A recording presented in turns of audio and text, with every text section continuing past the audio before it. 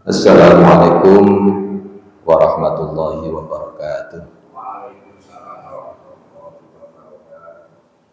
Alhamdulillahirabbil alamin wa bihi nasta'inu ala umuri dunya waddin wassalatu wassalamu ala asyrafil anbiya wal mursalin wa ala alihi wa ashabihi wa man tabi'ahu bi ihsan ila yaumiddin. La haula wa la quwata illa billahil aliyil azim. Amsayna wa amsal mulku lillah walhamdulillah la syarikalah la ilaha illahu wa ilaihil masir.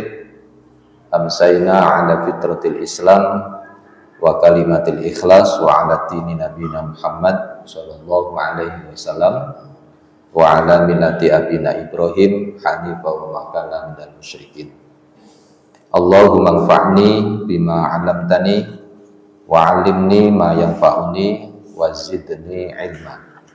Bapak Ibu jamaah salat maghrib yang selalu dirahmati oleh Allah Subhanahu wa taala, marilah kita senantiasa bersyukur.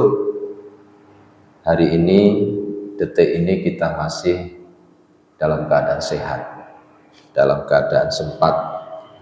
Lebih-lebih ibadah yang kita lakukan hari ini mudah-mudahan khusyuk, dan itu menimbulkan kekhusyukan itu bukan di dalam masjid tetapi khusyuk di luar masjid.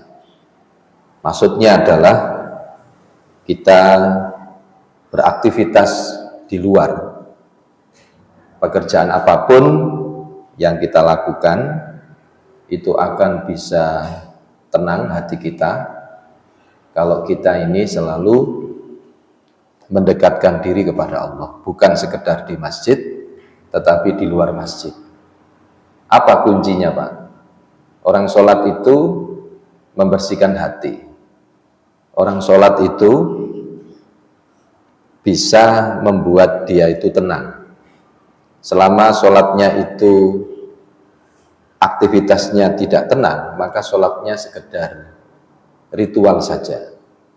Padahal tujuan sholat itu adalah inna sholata tanha anil faksha wal munkar. Selama kita itu sholat kemudian belum bisa mencegah dari perbuatan keji dan mungkar, maka sholatnya sekedar ritual saja.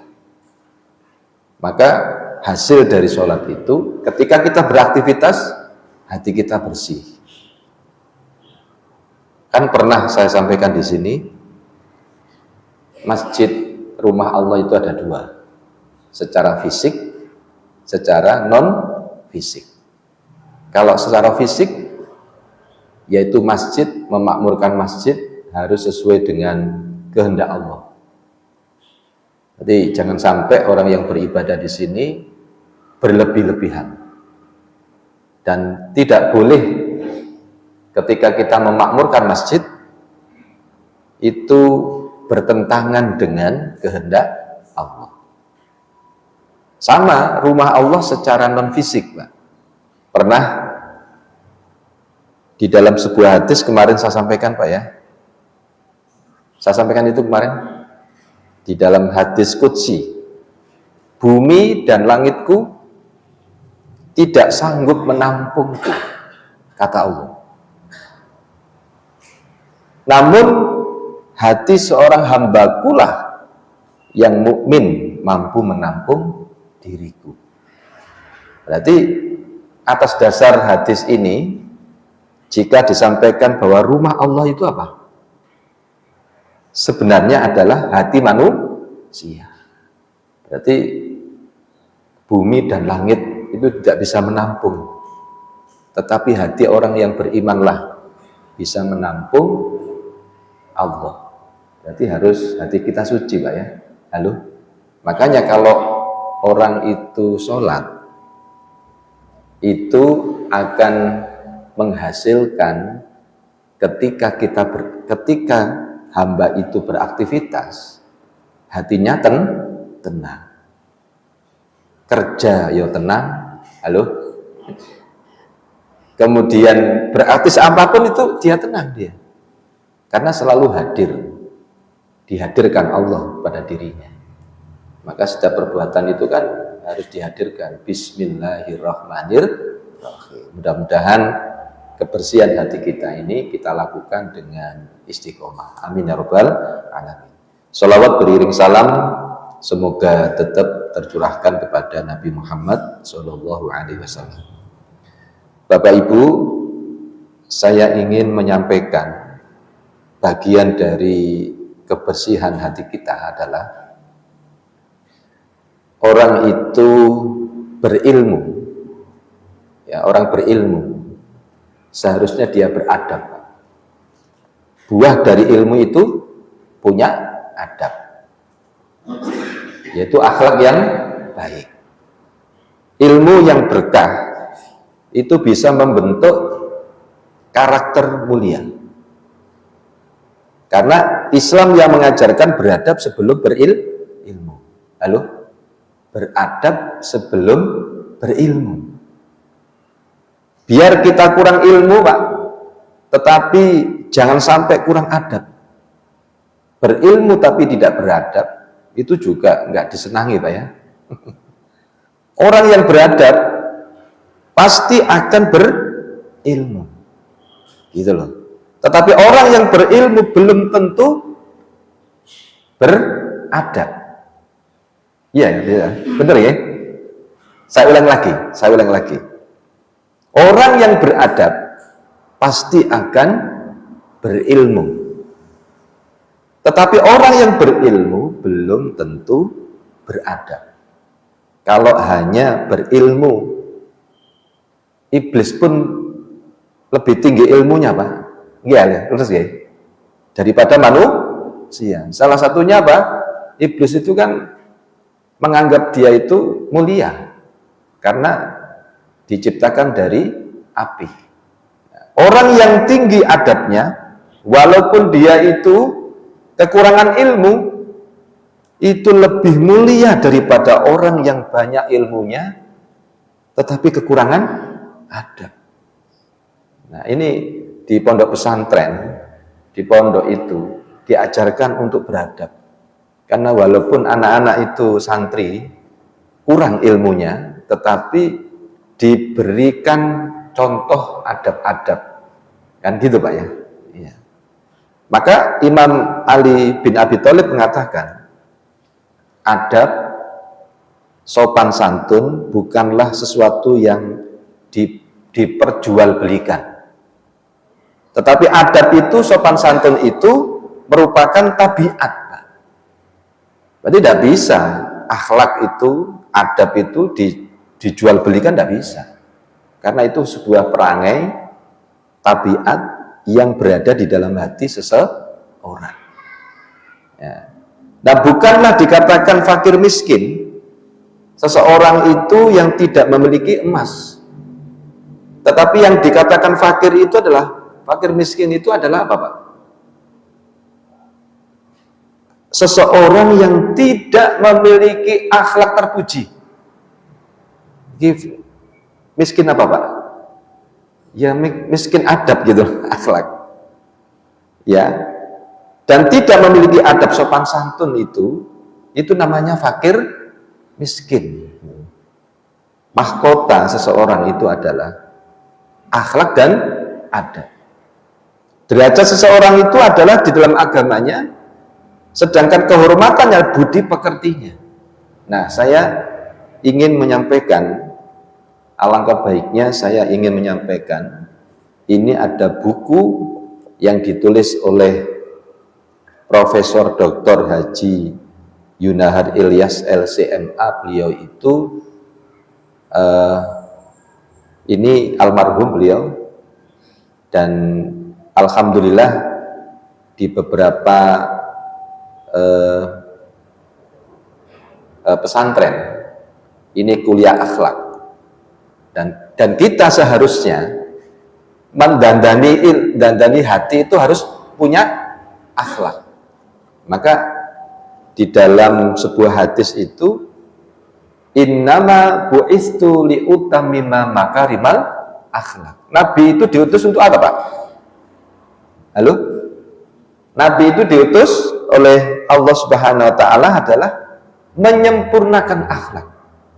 Innama bu'istu, sesungguhnya aku diutus bu'istu li utammima, untuk menyempurnakan akhlak yang mulia. Jadi ajaran akhlak itu di dalam Islam itu bersumber dari apa, Pak? Al-Quran dan As-Sunnah. Maka akhlak di dalam Islam itu bukanlah moral. Halo? Akhlak itu bukan moral yang kondisional, atau gampangannya itu situasional. Nek misalkan ada bapak ngono, misalnya bu morotuone ngono, Pak ya, itu kan kondisional. Itu kata ada PWP ngono. Tapi nek kalau morotuo yuk menunjukkan itu kondisional, ya. Akhlak itu tidak seperti itu. Moral itu kan moral itu. Tetapi akhlak yang benar itu adalah memiliki nilai yang mutlak untuk memperoleh kebahagiaan di dunia dan akhirat. Nah, alangkah baiknya saya juga ingin menyampaikan ini bersama-sama. Ayo kita dandani hati kita, bersihkan hati kita dengan akhlak yang baik. Orang itu kalau punya wawasan keilmuan tentang akhlak, maka dia itu akan berusaha menjadi orang yang baik. Nah, pendahuluannya itu apa sih pengertian akhlak, Pak? Saya ingin tahu, Pak. Kita harus tahu akhlak secara bahasa, secara istilah. Kalau secara bahasa itu, di dalam bahasa Arab itu bentuk jamak dari khuluq, Pak. Akhlak itu berarti budi pekerti, tabiat, perangai, tingkah laku, ya itu. Berarti bahasa Arabnya itu artinya adalah budi pekerti, tingkah laku, tabiat. Berakar dari kata khalaqa. Apa khalaqa itu? Artinya adalah menciptakan. Seakar kata dengan apa? Khaliq. Khaliq itu pencipta. Kemudian ada namanya makhluk. Apa? Yang dicipta. Nah, akhirnya ada kholak, penciptaan. Kalau kesamaan akar kata ini antara akhlak, khuluq, kholikun, makhlukun, kemudian kholak. Kholak itu kan penciptaan. Kesamaan akar kata ini mengisyaratkan, Pak, bahwa dalam akhlak itu tercakup pengertian terciptanya keterpaduan antara kehendak sang kholik dengan kehendak sang makhluk. Jadi kita dihadirkan di dunia ini, kita ini disuruh untuk menyampaikan kehendak Allah, gitu loh, Pak. Jadi kita ini dihadirkan untuk apa? Untuk menyinari dunia ini dengan kehendak Allah. Nah, itu. Kata lain, Pak, tata perilaku seseorang terhadap orang lain dengan lingkungan, maka disebut dengan apa? Nilai akhlak. Ya, nilai akhlak yang hakiki. Manakala itu tindakan dan perilaku itu didasarkan dengan sang kholik. Loh, luar biasa, Pak. Satu contoh aja, kita buktikan aja, Pak. Bapak Ibu setiap hari kalau berbuat sesuatu harus dengan nama Allah. Gitu. Coba bagaimana prakteknya antara kemauan sang kholik dengan makhluk? Kita kalau melakukan sesuatu dengan ucapan apa? Basmalah Pak ya. Saya artikan. Bismillahirrahmanirrahim itu artinya bi, dengan, ismi, nama. Berarti ketika kita ini melakukan perbuatan, kita ini dengan nama Allah, bukan nama yang lain dulu Pak. Bi dengan ismi, nama Allahi Allah, dengan nama Allah. Mau makan jenengan atas nama Allah. Jenengan mau bekerja atas nama Allah. Sampai, mohon maaf Pak, setiap perbuatan itu kalau tidak didahului dengan nama Allah, maka perbuatan itu tertolak. Tidak akan diterima oleh Allah. Sekarang saya tanya, sadar atau tidak Pak? Kalau orang itu sadar, setiap perbuatan dia tidak akan lupa apa yang dengan nama Allah. Ketika panjenengan itu melakukan sesuatu dengan nama Allah, hati itu tenang Pak. Iya Pak?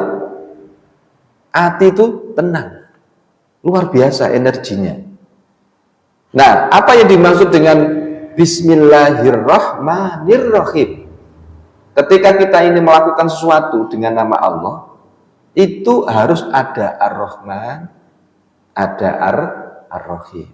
Ar-Rahman itu kan sifat Allah Pak, Maha Pengasih. Ar-Rahim, Maha Penyayang. Apa tujuannya? Ketika kita melakukan perbuatan itu, seharusnya kita ini meniru sifat Allah Pak. Walaupun seorang makhluk manusia tidak bisa sama apa yang sifat seperti Allah, nggak bisa makhluk itu menyamai sifatnya Allah. Tetapi harapannya adalah ketika kita melakukan sesuatu itu, kita ini disuruh oleh Allah Ar-Rahman, menjadi punya sifat Ar-Rahman. Coba Bapak Ibu kalau beraktivitas, melakukan perbuatan apapun, kalau dengan nama Allah pasti tidak ada rasa hati itu gerundel Pak. Halo? Selalu punya sifat kasih. Yeah. Kalau jenengan mengasihi, Allah itu mengasihi siapa saja yang dikasih. Gak peduli itu dia kafir, munafik, dikasih kabeh Pak. Nah panjenengan kalau ingin melakukan sesuatu, seharusnya kehadiran sifat itu juga ada di dalam diri kita. Satu contoh, seorang guru mengajar, kalau dia punya sifat mengasih, Maha Pengasih Pak, nggak beda-bedakan Pak. Oh iki sing pinter, oh iki sing ganteng. Halo? Iya. Padahal manusia diciptakan oleh Allah itu cerdas Pak. Tetapi ketika seorang guru, seorang pengajar, itu kalau dia mengajar itu milih-milih Pak. Oh iki anake wong sugih. Oh iki ganteng iki. Berarti harus dikasih semuanya. Itu loh sebenarnya harus seorang pengajar dan guru harus mengetahui hakikat dia menyampaikan ilmu. Gak bisa beda-bedakan. Semuanya dikasih. Sing setengah pinter gak ada. Saya ini pernah mengikuti pelatihan. Kalau kita ini menyampaikan ilmu, itu harus bersih hati kita. Dan itu menyampaikan itu adalah gak boleh membeda-bedakan orang. Semuanya sama.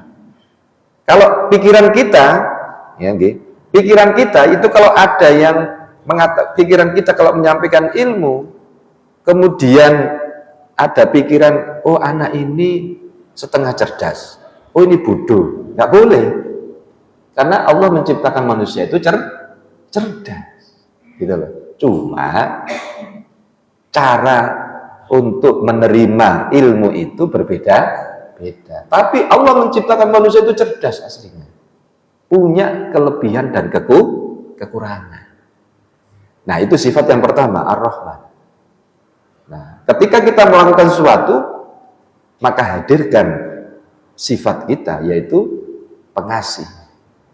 Ar-Rahim, penyayang, Pak. Maka kalau kita melakukan sesuatu dengan nama Allah, pasti sifat kita ini berbuat sesuatu itu punya sifat pengasih, penyayang. Semuanya disayangi, Pak. Halo? Nah, itu contoh saja. Contoh dari akhlak saja. Berarti pengertian akhlak secara bahasa itu ada keterkaitan, kesamaan antara sang kholik dengan makhluk. Nah, secara istilah, Pak, ini Imam Ghazali kemudian beberapa pendapat itu mengatakan gini, pengertian istilah. Fal khuluqu ibaratun an hayati fin nafsi rasikhatun. Nah itu. Fal khuluqu, kata Imam Ghazali, itu adalah akhlak itu adalah ibaratun an hayati fin nafsi rasikhatun. Sifat yang tertanam di dalam jiwa yang menimbulkan apa? Perbuatan. Nah itu. Jadi akhlak itu adalah sifat yang tertanam di dalam jiwa yang menimbulkan perbuatan yang gampang, yang mudah. Rasikhatun itu kan mudah. Anha tasdurul af'al bisuhulatin wa yusrin min ghairi hajatin ila fikrin ru'yatin. Nah itu. Tanpa memerlukan pemikiran dan pertimbangan. Berarti gak mikir, akhlak itu sudah muncul pada diri manusia. Coba contoh, panjenengan melihat orang tua membawa sesuatu, dia itu mau nyabrang jalan, sudah tua, Pak. Nah, ketika kita melihat di depan kita ada orang tua yang harus kita tolong, jenengan secara otomatis di dalam jiwa kita ingin menolong. Kasihan, Rek, ibu itu, ya coba tak sabrangkan. Loh, itu otomatis itu. Berarti sifat yang tertanam di dalam jiwa yang menimbulkan perbuatan yang mudah dan gampang tanpa memerlukan apa? Pemikiran. Nah, itu. Menurut Ibrahim Anis, al-khuluqu halun li nafsi rasikhatun. Hampir persis. Akhlak itu sifat tertanam dalam jiwa yang dengannya itu lahirlah macam perbuatan. Cuma ditambahi oleh Ibrahim Anis itu adalah min khairin au syarrin. Nah itu. Jadi macam perbuatan bisa baik dan bisa buruk. Min khairin au syarrin. Min ghairi hajatin. Coba. Itu tanpa membutuhkan pemikiran dan pertimbangan. Berarti sebenarnya diri manusia itu sebenarnya punya jiwa, ya, melakukan sesuatu yang tertanam dalam jiwanya itu, yaitu melakukan sesuatu itu adalah baik dan buruk itu bisa menilai, Pak. Nggih ya? Ini bisa menilai. Oh, iki sing gak cocok ini. Jenengan bisa merasakan, Pak? Ya. Tanpa pemikiran itu. Nggih ya? Oh, iki lho wong iki lho. Ya apa sih?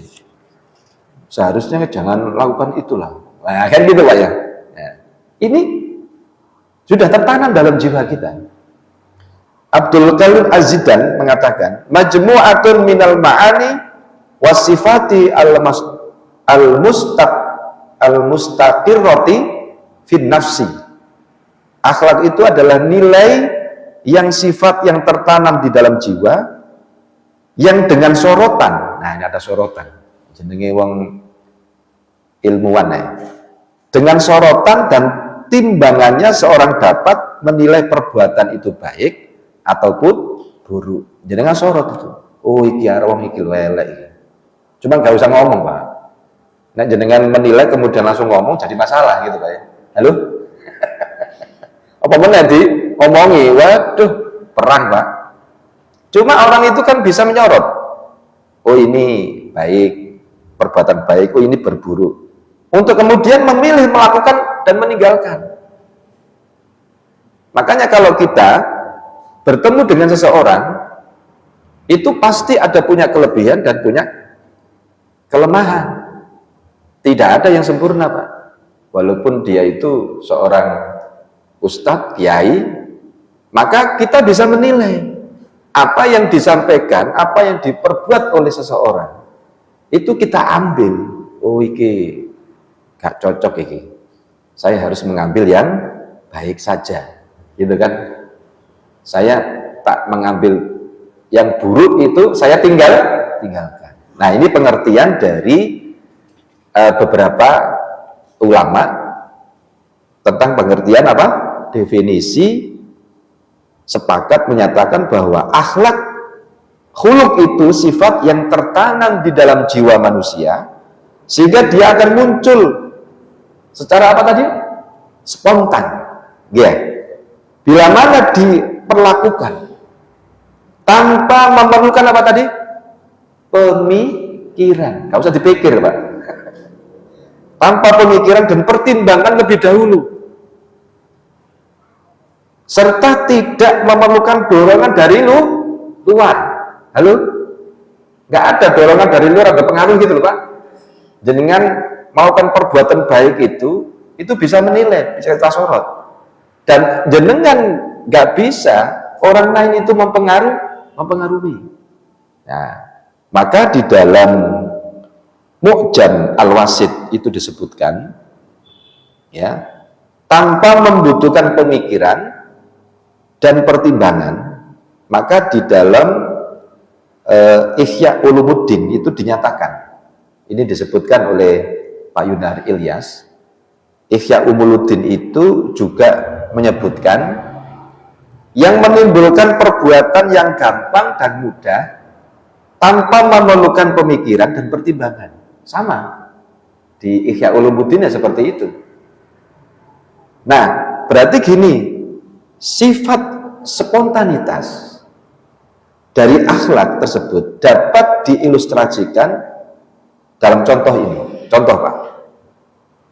Bila seseorang itu kalau menyumbang dalam jumlah besar, ya, untuk pembangunan masjid misalkan, apa namanya masjid Al-Ikhlas, ya, jumlah besar, Pak. Nah, kan pembangunan masjid selalu mendapat dorongan dari seorang dai. Dia kan kaya, ya, dia menyumbang besar. Tetapi mendapat dorongan dari seorang mubalik yang mengemukakan ayat-ayat hadis gitu ya tentang keutamaan membangun masjid di dunia. Maka orang tadi belum bisa dikatakan mempunyai sifat apa? Pemurah. Karena apa? Kepemurahannya itu waktu itu lahir setelah mendapat apa? Dorongan dari luar. Baru sadar itu, man bana masjidan banallahu yaumal qiyamah, kan gitu, Pak ya. Barang siapa yang menyumbang membangun masjid di dunia akan dibangunkan nanti di hari kiamat. Oh, langsung semangat, Pak. Nah, belum tentu muncul lagi dalam kesempatan yang lain, ya kan? Engko nek wis pas apa lalai, Pak, pikiran, ya sudah. Boleh jadi tanpa dorongan seperti itu dia tidak akan menyumbang lagi nanti, ya. Atau kalaupun menyumbang hanya dalam jumlah, Pak, sedikit. Kalau nggak didorong semangat kan gitu. Nah, tetapi manakala tidak ada dorongan pun ia tetap menyumbang, Pak. Kapan dan di mana saja barulah bisa dikatakan dia mempunyai sifat apa? Pemurah. Contoh, Pak, ya tadi itu. Sebenarnya kan sifat dalam diri manusia itu sudah tertanam. Contoh lain, Pak, dalam menerima tamu. Nah, bila seseorang membeda-bedakan tamu yang satu dengan yang lain, atau kadangkala ramah, kadangkala tidak, maka orang tadi belum bisa dikatakan mempunyai sifat apa? Memuliakan tamu. Halo? Gila segi. Tamu apa saja yang datang, kalau dia bisa memuliakan tamu, nggak beda-bedakan. Iki sing teko tamu niku sugih. Halo? Gowo apa kabeh. Tapi sing tamune loh, gak semangat. Nah ini namanya apa? Kan padahal di dalam hadis, sebuah hadis itu, man kana yu'minu billahi wal yaumil akhir apa? Fal yukrim dhaifahu, apalagi dikatakan itu, barang siapa yang beriman kepada Allah dan hari akhir, itu ukurannya kan iman itu. Gak bisa beda-bedakan. Siapa yang tamu datang kepada kita, kita muliakan. Kan gitu. Loh, sampai kalau kita sadari beriman kepada Allah dan hari akhir, seharusnya kita memuliakan tamu. Nah, kalau di sini contohnya, kalau kita membeda-bedakan, berarti kita belum bisa memuliakan tamu.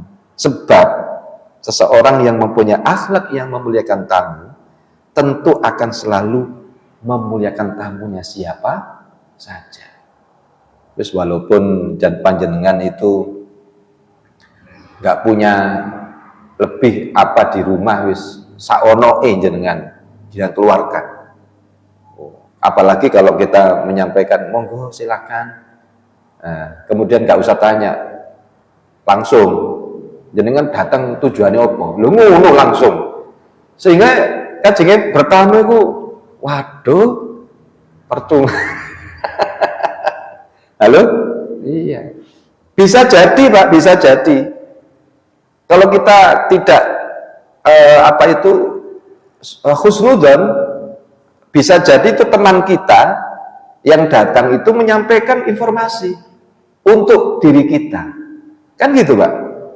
Wah, aku kajenge nang koncoku iku tak kandhani, takjak untuk bisnis malah aku kok seperti ini.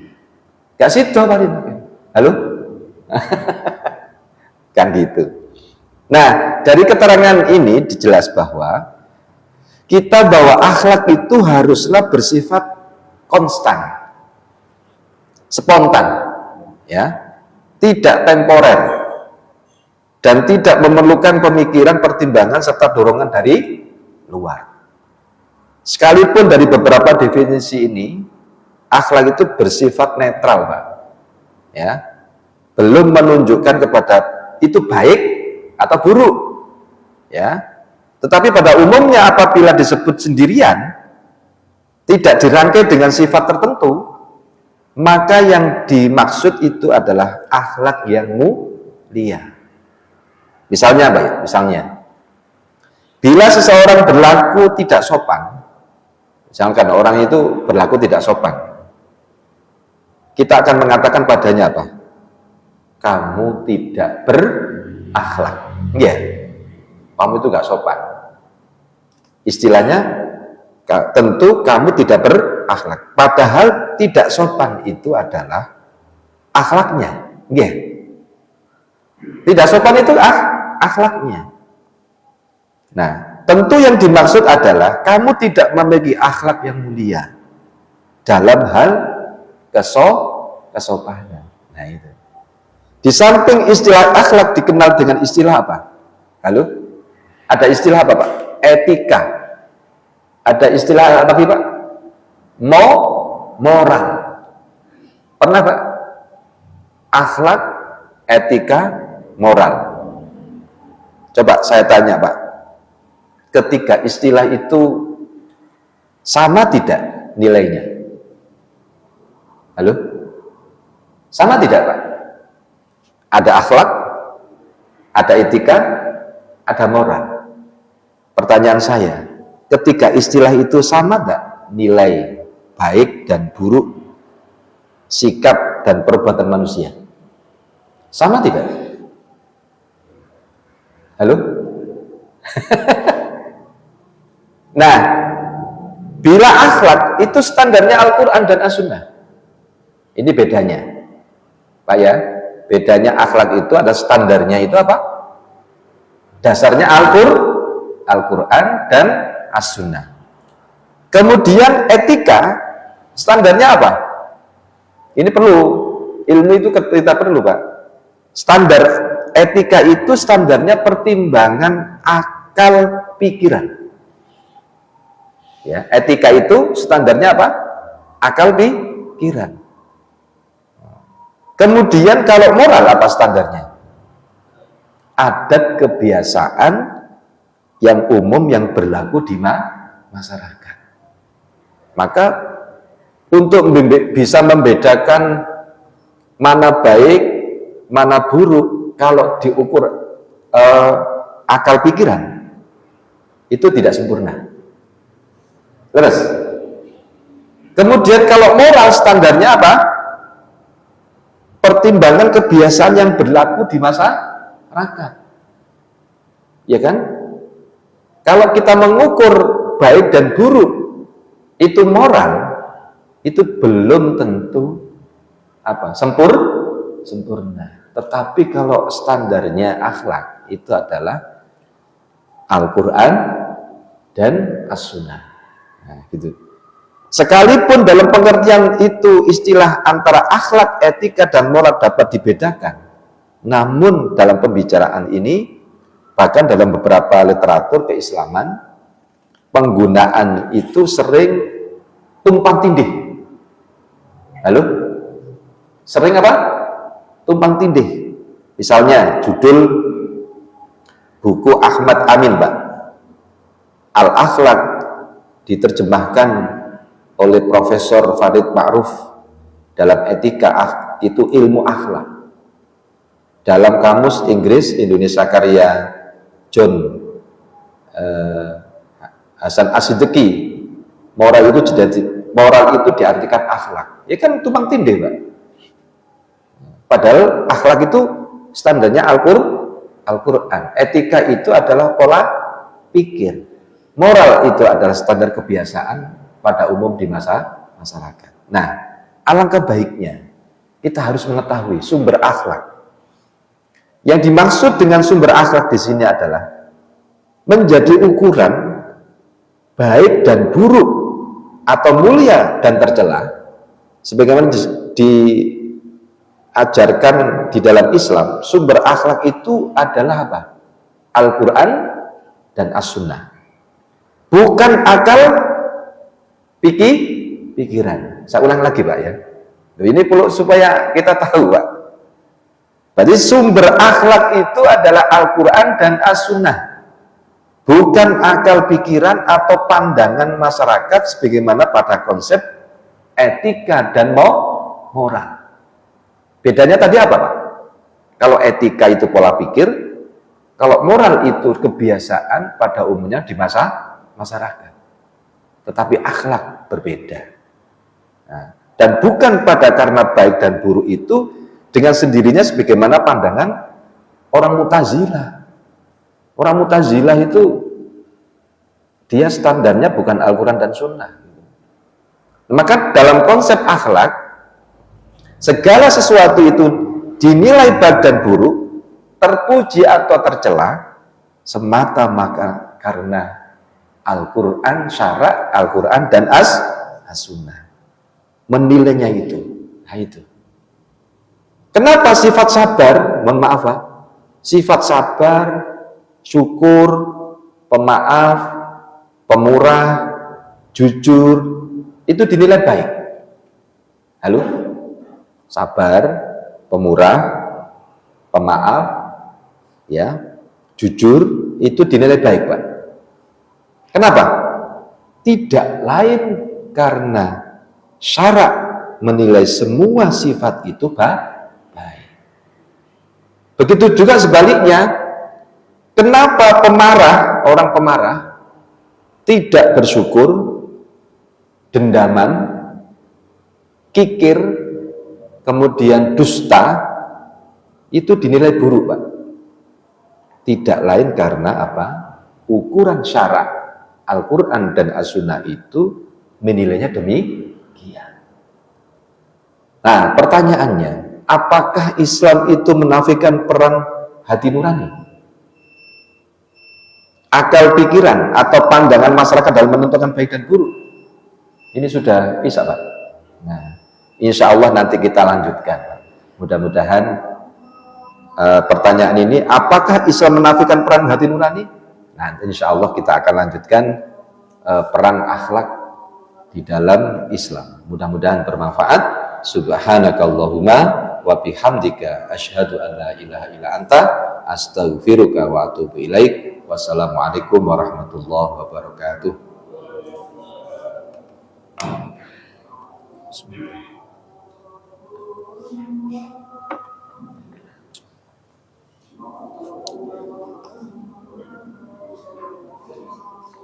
Allahu Akbar, Allahu Akbar.